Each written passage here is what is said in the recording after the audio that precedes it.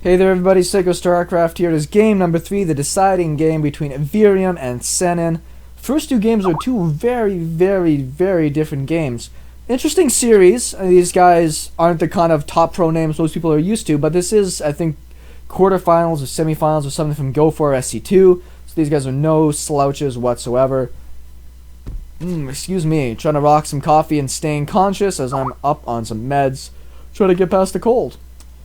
Now, the first game that we saw out of Senin and Virium involved a zergling and hydralisk play against a Colossus stalker ball, and it was fairly one-sided. Virium took it very convincingly. Just I don't think it was the right kind of composition for Senin to be using.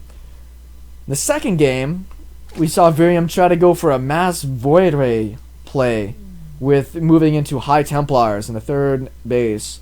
Very interesting, and it was actually a very strong composition normally, but then we just saw Senin make swarm hosts and use locusts and just crushed face, and Virium died almost immediately. So it was once again just a kind of a build order win for the Zerg player. So now that we're in the third game, I'm interested to see how these two players change. The first game, Senin really fell behind because he didn't have the right kind of upgrades, and he didn't have the right composition. Second game, Virium, totally wrong composition. Senin seemed to learn from his mistakes and take it very comfortably. So I'd like to think that the Zerg player is going to follow suit. This is another 4-player map, very large, to figure out where his opponent is and start really pressuring with some of those swarm hosts again, using his hydra mix to be able to support any type of air attacks. And for Virium, he did such a good job with his blink stalker mix into Colossus that I think that that's something he's going to have to try to do. At least do something to put a bit more pressure on the Zerg player, because we saw that Senin looked a little fragile when he was being pressured there.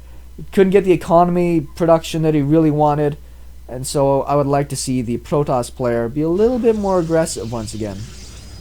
Wings of Liberty wall off, the classic. So sometimes fun to do this, even on regular maps, just that extra little line of defense to make sure you don't get trounced. Zerg player did go hatch first. He did send his overlord in the right direction, and he does not see an expansion. Well, he doesn't know that his opponent is here yet. But once he comes over here, he should be able to tell that it is a gateway first. Now you should see the probe. I don't know if the probe saw the overlord. I'm just watching the view of the Zerg player. So the Zerg player, he didn't see the Nexus go down. Sees that it's a full wall off. Mothership core is on the way.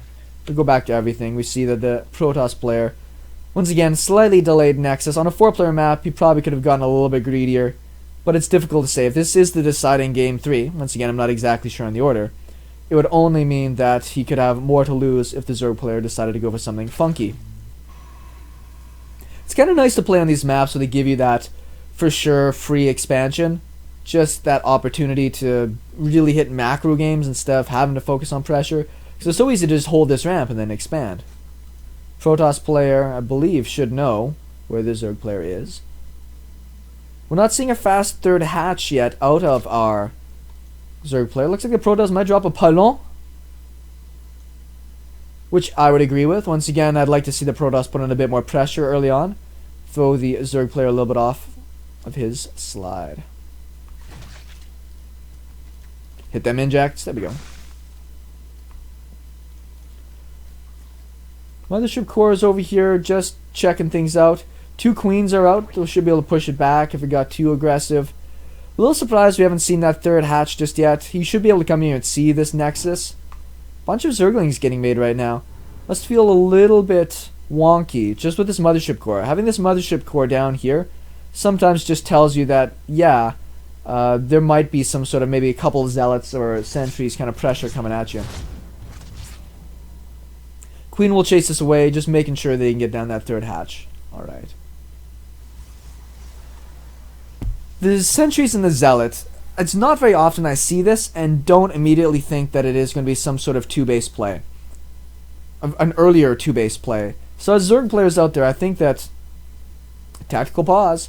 I think that if you start seeing these sentries and zealots in the early stages, that you know pressure is coming, and make some zerglings, but it's nice to have, there's no creep down here once again, this is a delayed hatch, but it's nice to have one spine crawler if you think that pressure is coming, just because in that position what you can do quite easily is outrange the sentries and the zealots and shoot over top of force fields. Speed is now finished.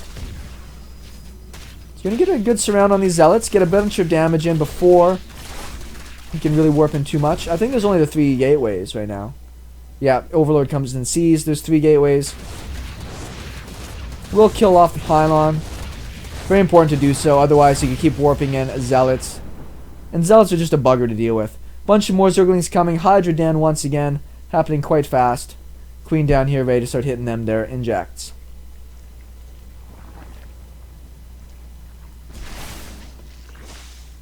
Yeah, he's got enough units there. He could go for a bit of an attack. Because he killed the pylon, I don't actually think the Zerg player was needed to commit there. He probably could have just attacked it, forced the force fields, and came back. But he did force the warp home. Now the Overlord should have seen that there is Chrono Boost happening on the +1, and that there's a Robo here. So he should be pretty confident it's going to be a 2-base all-in style play. At least that's what my mind would be thinking. So he's got himself a couple of minutes to get up a bunch of drones, and then he's going to have to be ready for a pretty big, likely Immortal Sentry all-in style push. There's the Immortals. There's the gateways. So 7-gate Immortal, likely get out a Warp Prism so he doesn't have to worry about forward pylons. Really, really unfortunate play there. Will actually try to come in and won't get any of them. You gotta be very careful. If you're poking up the ramp, don't send a lot of your Zerglings up there. You could just lose a lot. Maybe the Protoss, sorry, the Zerg thought that maybe he had an opportunity to put some pressure on after holding that attack. But scouting the kind of production that was coming at him, I think at this stage, just hunkering down would be more important. This Spire I don't necessarily agree with. I think that if I felt a 2-base pressure coming, the Spires are going to take up too much of my resources and too much time. Pretty bad supply block right now for the Zerg player. And I don't think that even if I could get out some Mutalisks, they're really going to be able to help. I'd be more of a fan of trying to get out, either put down a Roach Warren and getting out some Roaches, or getting myself out more Hydras and Zerglings. Maybe even a Spine Crawler or 2, just to be able to protect the base. I know a lot of people say don't worry about the static defenses, they're newbie-ish. I still think that they do a really, really good job in helping. Lots of Hydras. The 1-1 will not be finished in time for the Zerg player, likely. Protoss players +1 will be finished. And we actually see that the warp prism is on the way.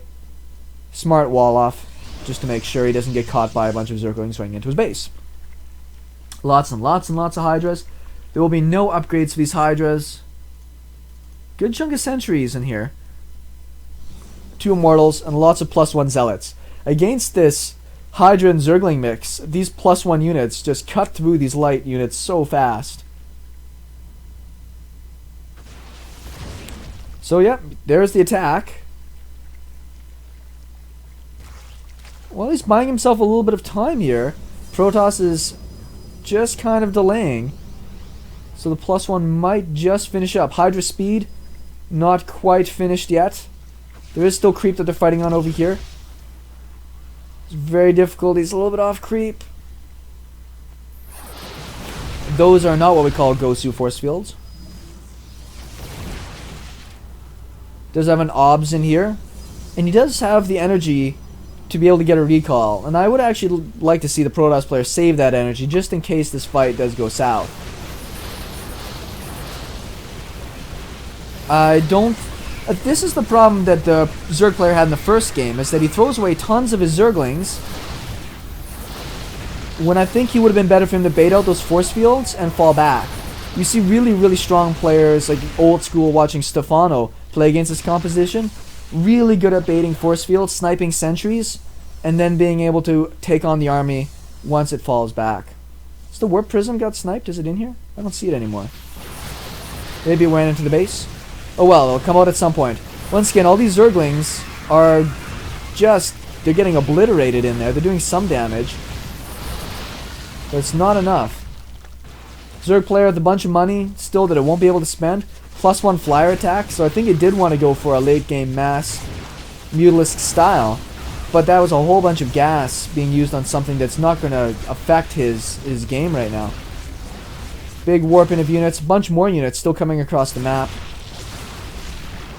And yeah, that's pretty much going to be it for the Zerg player, I'm pretty sure. Lots of Zerglings out, but this is a terrible spot to engage this army with.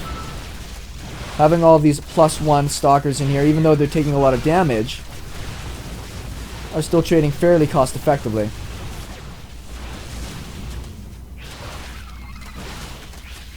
I think the Zerg player might be able to clean this up. Wow, that was really close. And actually we get a GG out of Virium here. I wonder if he needed to. If we look at the units, he's equal on economy. He didn't kill the Zerg's base. He's equal on economy. He's got good tech. I wonder if he'd have been able to expand behind this and keep going. It was very, very surprising the Zerg player managed to hold this out so closely. I guess what was really smart that I didn't notice in all that fighting was that he must have sniped down that warp prism. Yeah, he did. So that there was no more reinforcements to the front line. Good hold by Senin. I don't think it was the best hold, but he takes the series, and I think that's all that really matters. SeKo Starcraft, thanks everybody for watching, and we'll talk with you later.